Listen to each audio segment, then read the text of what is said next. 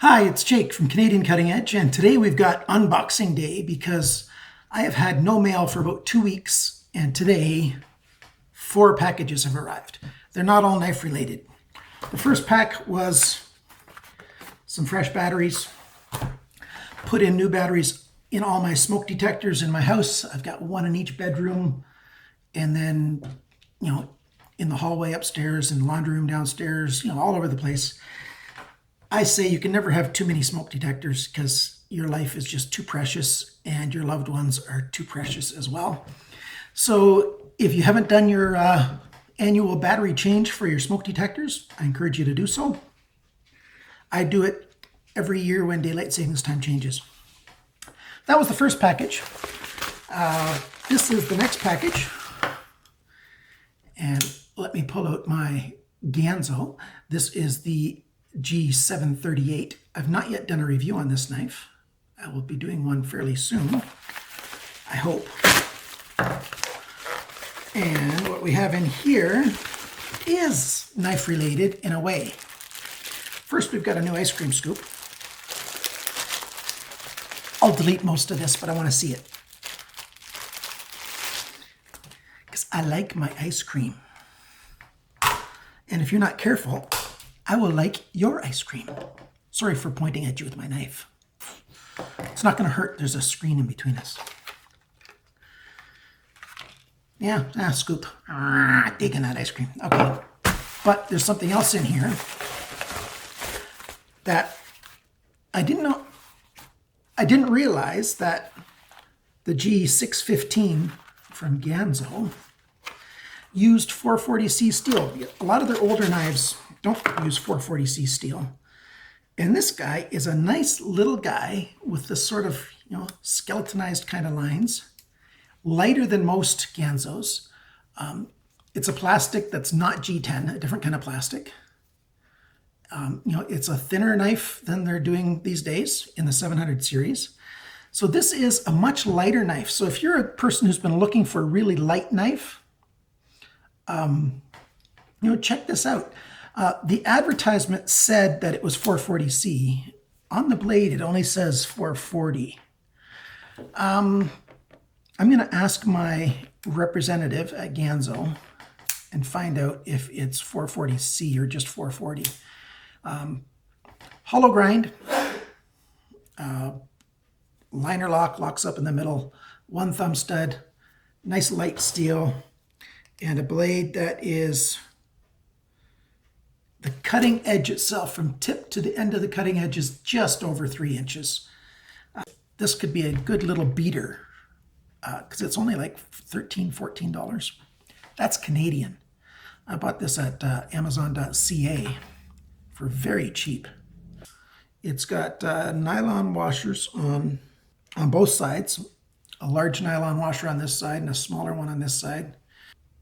It's got slight play that way when I'm holding it like this, back and forth. And a lot of side-to-side play. No, I won't be doing a review on this guy. Could have saved myself 13 bucks, but now I saved you 13 bucks if you're tempted by this thing. All right, so that's that. That's 2 packages down, 2 to go.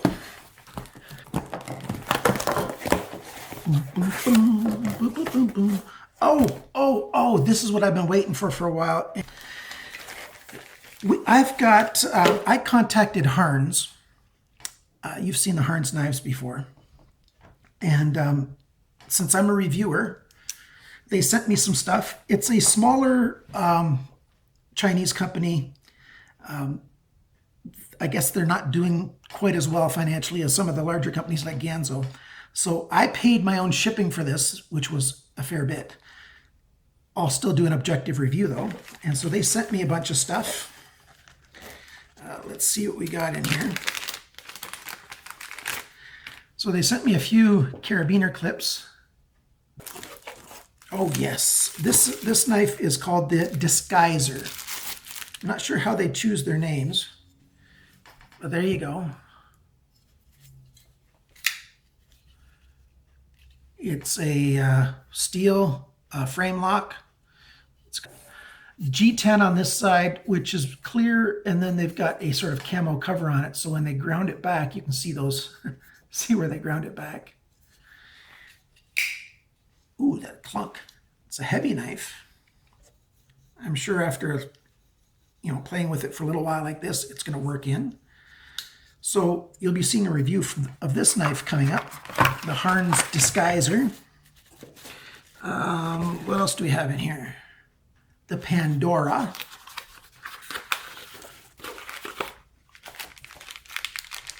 I wasn't even sure of everything that they were going to send me.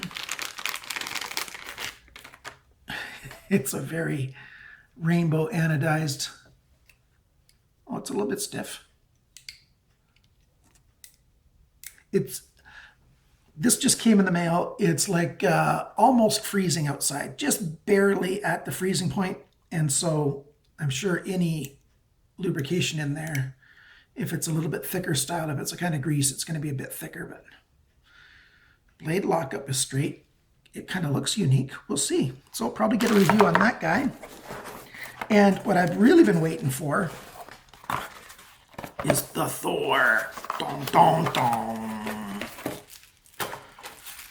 So Thor is a fixed blade, Kydex sheath. There's a snap on there.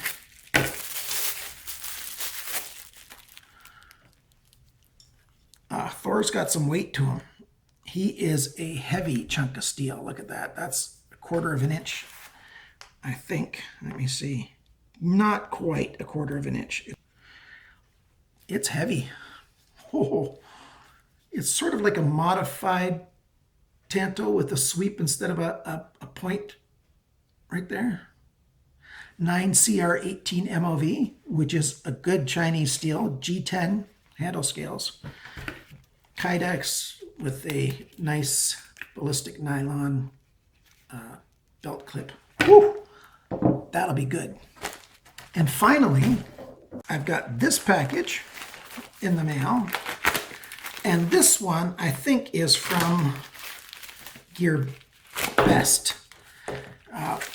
GearBest have noticed my reviews, and this is the very first knife that I'm receiving from GearBest for review. So at their cost instead of mine. There's a snap on it. It looks like real leather. It's supposed to be a 440C steel blade, full tang, rosewood handle. There's a little bit of oil film still on there, but it's a highly polished hollow grind and then a sort of satin flat. Feels quite good in the hand.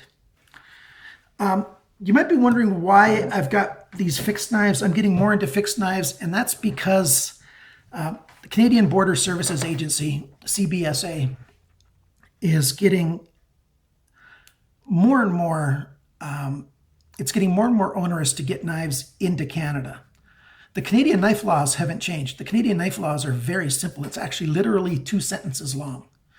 But the CBSA has their own memorandum, and they have a description of how they interpret the knife laws, and it is pages long.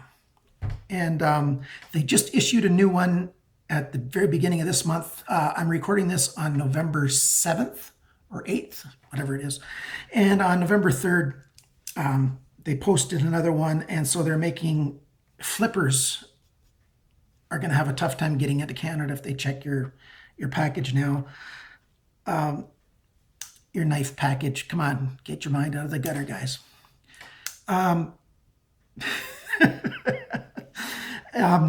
So it's going to be more and more difficult to get knives into Canada if you're an individual. These very same knives, flipper knives, all kinds of styles, knives that, if you go like that really hard and you get the blade to come out, you can still get those at stores all over Canada at a premium price. And so that's why I like to buy knives either from the United States or from China or from Taiwan, wherever, to save money. As soon as the Canadian vendors start putting their prices, fairly much in line with the United States, I'll be buying all of my knives from Canadian vendors. I want to support Canada, but, I just don't have the financial wherewithal to do that. with every knife, or else I won't have a channel because I'll have very few knives. I will have a channel that's increasing because I'm starting to get, knives sent to me. And Schrade came on board very recently. So that's a good thing. So, but all of those import their knives to me as well. So, I could get a package intercepted and not get it because of them. Fixed blades, no problem at all. There's absolutely no laws against fixed blades. I can get fixed blades all day long, except for blades that are designed to be hidden inside something that are less than 30 centimeters long. 30 centimeters is right around 12 inches. So if I had a cane knife or an umbrella knife, so the knife blade is hidden inside the handle of the knife, if it was less than a 12-inch blade, that's illegal. So they take that. That's one of the very few laws about fixed blades. So I like fixed blades a lot, especially where I live. I live just in the lee of the foothills of the Rocky Mountains. It's a very short drive for me to get into the Rockies. And so I could go all over the wilderness and stuff, as far as my legs will take me, or my walker. But, I can get to the woods with my vehicle, and there's a whole lot of roads out in the foothills because of all of the natural resources exploration, gas drilling, oil drilling and stuff. So there's a lot of roads in the foothills just west of where I live. And so I can get out into the wilds and see wildlife pretty easily, and get into the woods and do what I want with my fixed blades. So there you go. That's what I got in the mail today. If I had some ice cream in the house, I think I'd like that ice cream scoop the best of all of this stuff right now. I just got a hankering for ice cream since I opened that thing. Well, thanks for watching, guys. Remember, always cut towards your chum and not your thumb. Bye now.